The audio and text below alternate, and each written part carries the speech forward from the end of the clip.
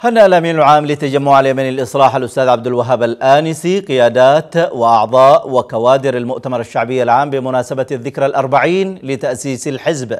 وقال الآنسي في برقية التهنئة إن تأسيس المؤتمر كان علامة فارقة في الحياة السياسية اليمنية، هيأت الظروف لمرحلة جديدة من الديمقراطية والتعددية السياسية التي نشأت عندما توحد الوطن اليمني الكبير.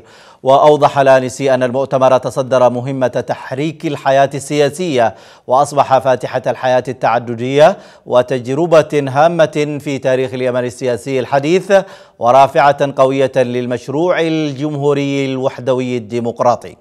وأشار الآنسي إلى أن المؤتمر الشعبي العام لعب دورا بارزا في مختلف المسارات الوطنية، ونحن اليوم في خندق واحد مع كل القوى الوطنية تقع على عاتقنا مسؤولية إنقاذ الوطن من التشرذم والشتات الذي لن تجني ثماره سوى الميليشيات الحوثية ومن خلفها المشروع الإيراني.